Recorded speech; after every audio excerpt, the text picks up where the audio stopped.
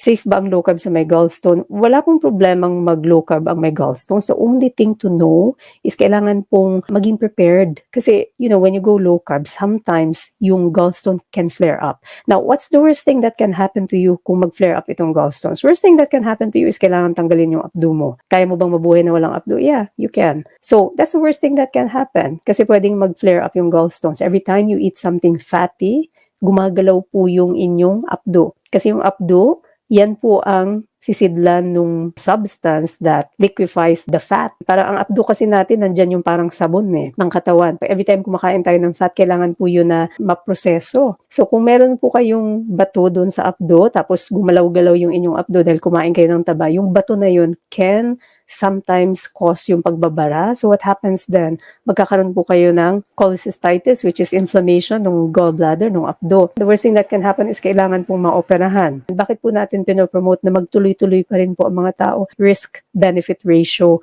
yung titimbangin po ninyo.